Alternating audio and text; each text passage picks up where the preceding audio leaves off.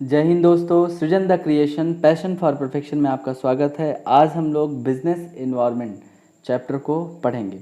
Business studies की board examination special series को हम लोग डिस्कस कर रहे हैं। अगर हम लोग बात करें बिजनेस इन्वायरमेंट पहले पढ़ने से पहले इन्वायरमेंट की बात कर लेते हैं। इन्वायरमेंट का मतलब होता है सराउंडिंग्स ऑफ एनी इंडिविजुअल। जैसे अगर हम कहें कि हमारे चारों तरफ जो चीज़ें हैं, एयर है, वाटर है, स्पेस है, लैंड है, रिवर है, पॉन्ड्स है, फॉरेस्ट है, ये सारी जिन चीज़ों से हम लोग घिरे हुए हैं उसको हम अपना इन्वायरमेंट कह सकते हैं। या अगर हम इसको और थोड़ा सा टेक्निकली समझें तो कह सकते हैं जिन चीज़ों से हमारे कार्य प्रभावित होते हैं, जिन चीज़ों से हमारी फंक्शनिंग अफेक्ट होती है, उसे इन्वायरमेंट कहा जाता है। अब अगर हम बिजनेस इन्वायरमेंट की बात करें तो बिजनेस जिन चीज़ों से घिरा होता है, बिजनेस किन से घिरा होता है? कंज्यूमर से घिरा होता है, कंपटीटर से घिरा होता है, मार्केट से घिरा होता है, गवर्नमेंट की पॉलिसीज़ से, टेक्नोलॉजी से, इकोनॉमिक कंडीशन से, लीगल सिनेरियो से, इन सभी चीज़ों से बिजनेस ऑर्गेनाइजेशन घिरा होता है। या बिजनेस की फंक्शनिंग या बिजनेस की परफॉर्मेंस को अफेक्ट करने वाली चीज़ों को बिजनेस इन्वायरमेंट कहा जाता है।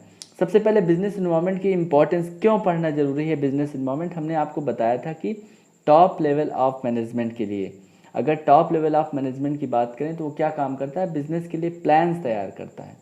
और जब बिजनेस के लिए प्लान्स तैयार करता है तो प्लान तैयार करने के लिए पूरे इन्वायरमेंटल कंडीशन को की स्टडी करना, प्रॉपरली स्टडी करना ज़रूरी है, ताकि हमारे इन्वायरमेंट, अगर हम कोई बिज़नेस लॉन्च कर रहे हैं या बिज़नेस स्टार्ट कर रहे हैं तो किस एज ग्रुप के लोगों के लिए स्टार्ट कर रहे हैं, किस एरिया के लिए स्टार्ट कर रहे हैं, किस तरह के टेस्ट एंड प्रेफरेंस रखने वाले लोगों के लिए स्टार्ट कर रहे हैं। फिर अगर हम बात करें किस लेवल ऑफ इनकम ग्रुप के लिए हम अपने बिजनेस को लॉन्च कर रहे हैं, किस तरह की टेक्नोलॉजी की रिक्वायरमेंट होगी, क्या क्या लीगल सिनेरियो अप्लाई होते हैं उस पर, क्या गवर्नमेंट की पॉलिसी, क्या इकोनॉमिक कंडीशन है, क्या सोशोलॉजिकल या डेमोग्राफिक कंडीशन है उस बिज़नेस के प्रोडक्ट को लेके, इन सभी बातों पे एनालिसिस करना ज़रूरी हो जाता है। अगर हम इस इन्वायरमेंट को स्टडी करना क्यों ज़रूरी है उसके बारे में बात कर रहे हैं कि क्यों इम्पॉर्टेंट है बिजनेस इन्वायरमेंट की स्टडी करना, तो उसको ऐसे एग्जांपल से समझते हैं कि किसी भी बिजनेस को लॉन्च करने से पहले उसके इन्वायरमेंट को स्टडी करने से हमको क्या क्या बेनिफिट मिलते हैं।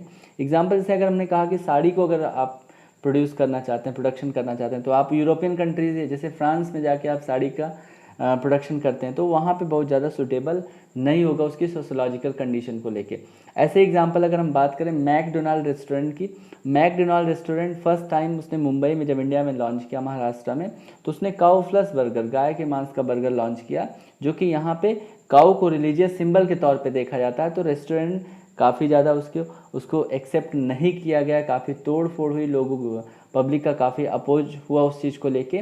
तो क्योंकि मैकडोनाल्ड ने यहाँ के सोशोलॉजिकल कंडीशन को, यहाँ पे ट्रेडिशन या कल्चर को अच्छे से स्टडी, रिलीजियस सिचुएशन को अच्छे से स्टडी नहीं किया, जिसकी वजह से उसको प्रॉब्लम हुई। तो किसी भी बिजनेस को लॉन्च करने से पहले, स्टार्ट करने से पहले बिजनेस इन्वायरमेंट या उसकी ग्रोथ के लिए बिजनेस इन्वायरमेंट की प्रॉपर स्टडी करना क्या है? ज़रूरी है। इसको दो पार्ट में कैटेगराइज किया गया, micro environment and macro environment. Micro environment में हम लोग डायरेक्टली जो बिजनेस को अफेक्ट करने वाले फैक्टर एंड फोर्सेज हैं उसके बारे में बात करेंगे, जैसे कंज्यूमर हो गया, कंपटीटर हो गया, मार्केट हो गया, इंटरमीडिएटर हो गए। यहाँ पे मैक्रो होगा, माइक्रो की जगह क्या हो जाएगा? मैक्रो MA हो जाएगा। तो मैक्रो इन्वायरमेंट की अगर हम बात करें तो मैक्रो इन्वायरमेंट में वो सारी चीज़ें आएंगी जो जनरली सभी बिजनेस ऑर्गेनाइजेशन को अफेक्ट करते हैं, जैसे टेक्नोलॉजिकल इन्वायरमेंट हो गया, लीगल इन्वायरमेंट हो गया, इकोनॉमिकल कंडीशन हो गई, सोशोलॉजिकल कंडीशन हो गई, या गवर्नमेंट पॉलिसी हो गई। अब हम लोग आइए मीनिंग की बात कर लेते हैं, meaning and definition of business environment. यहाँ पे हमने लिख रखा हुआ है, मीनिंग की बात करें, the various factor and forces including institution and individuals which affects functioning and performance of business organisation. जो भी चीज़ें, दो चीज़ें यहाँ पे इंपॉर्टेंट है, फंक्शनिंग एंड परफॉर्मेंस और वेरियस फैक्टर्स एंड फोर्सेज। जो भी फैक्टर एंड फोर्सेज बिजनेस की फंक्शनिंग या परफॉर्मेंस को अफेक्ट करते हैं वो बिजनेस ऑर्गेनाइजेशन के इन्वायरमेंट में शामिल किए जाते हैं, वो बिजनेस इन्वायरमेंट कहे जाते हैं। कहने का मतलब, अगर हम बात करें कि जिन जिन चीज़ों से बिजनेस की फंक्शनिंग, काम करने का तरीका या उसकी परफॉर्मेंस, उसके रिजल्ट से आउटपुट पे असर पड़ रहा है, वो बिजनेस इन्वायरमेंट कहा जाएगा। फिर इन्वायरमेंटल स्कैनिंग का मतलब क्या होता है? Study and analysis of every aspect of business environment. Business environment के सभी एस्पेक्ट्स को स्टडी करना क्या है, इन्वायरमेंटल स्कैनिंग कहा जाता है। अब इसके सबसे इम्पॉर्टेंट बात जो है इसका नेचर एंड इम्पॉर्टेंस की बात कर लेते हैं। चलिए, नेचर ऑफ बिजनेस इन्वायरमेंट यहाँ पे देखते हैं। सबसे पहले अगर हम बात करें कि नेचर ऑफ बिजनेस इन्वायरमेंट क्या है, ऑल एक्सटर्नल फोर्सेस, जो भी बिजनेस इन्वायरमेंट के फैक्टर एंड फोर्सेस हैं या जो भी कंपोनेंट हैं, जैसे एम्प्लॉयज़ हो गए, सबऑर्डिनेट्स हो गए, मैनेजर्स हो गए, कंज्यूमर्स हो गए, वो क्या है, ऑलमोस्ट एक्सटर्नल फैक्टर्स होते हैं, मतलब उस पर कंट्रोल बिजनेस ऑर्गेनाइजेशन का बहुत कम होता है।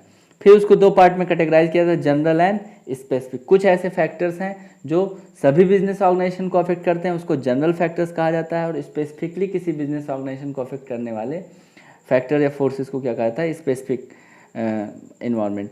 फिर अगर इंटर रिलेशन की बात करें, सारे बिजनेस ऑर्गेनाइजेशन के जो भी कंपोनेंट हैं, बिजनेस इन्वायरमेंट के जो भी कंपोनेंट हैं, वो आपस में एक दूसरे से इंटरलिंक्ड या इंटर रिलेटेड हैं।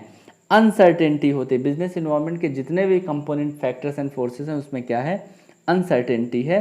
फिर वो डायनेमिक है, टाइम टू टाइम चेंज होते रहते हैं, कॉम्प्लेक्स हैं, कॉम्प्लिकेटेड है, उनको अंडरस्टैंड करना हर टाइम पे स्टडी करना जरूरी है अगर उनकी प्रॉपर अंडरस्टैंडिंग को इंश्योर करना चाहते हैं तो। रिलेटिवली मतलब कि same condition has different impact on different business, एक ही कंडीशन डिफरेंट बिजनेस ऑर्गेनाइजेशन को डिफरेंट तरीके से अफेक्ट कर सकती है, ये रिलेटिवली का मतलब होता है। तो सारे बिजनेस ऑर्गेनाइजेशन, बिजनेस इन्वायरमेंट के सारे कंपोनेंट रिलेटिवली भी उनमें क्या कहते हैं, मल्टी फेस्टेड होते हैं। मल्टी फेस्टेड मतलब हर बिजनेस ऑर्गेनाइजेशन को अलग अलग तरीके से अफेक्ट कर सकते हैं। अगर हम लोग इस पर केस स्टडी की बात करें कि केस स्टडी क्या होगा, आइए केस स्टडी इस पर सॉल्व कर लेते हैं। सबसे पहला केस स्टडी क्या कह रहा है कि इट मे बी डिफ़िकल्ट, यहाँ पे हम लोग पढ़ते हैं, it may be difficult to know the extent of relative impact of social, economic, political, technological, legal factors on change in demand of product in the market, which features of business environment is highlighted by this point। तो बताइए, कह रहा है कि legal factor, social, economic, technological factor का change in demand पे क्या असर होगा। ये क्या है, कम्प्लेक्सिटी को इंश्योर कर रहा है। कम्प्लेक्सिटी मतलब कॉम्प्लिकेटेड है, इसको अंडरस्टैंड कह रहा है। Difficult to know the extent, किस हद तक प्रभावित कर रहा है, ये डिफ़िकल्ट है, इसलिए क्या है, बिजनेस इन्वायरमेंट क्या होता है, क्योंकि कम्प्लेक्स होता है। दूसरे केस स्टडी की बात करें, कह रहा है two big banner movies were scheduled to be released on same date, दो मूवीज सेम डेट को रिलीज होने के लिए उनका बैनर लगा। फिर कह रहा है on last moment release of one movies had been postpone due to opposition of a group of people due to unethical content related to religion was shown in that movies.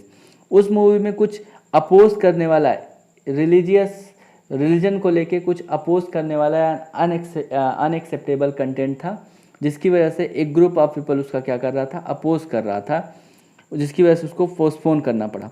The other movies release on time and made huge profit as there was no competition, movie which was postponed suffered loss.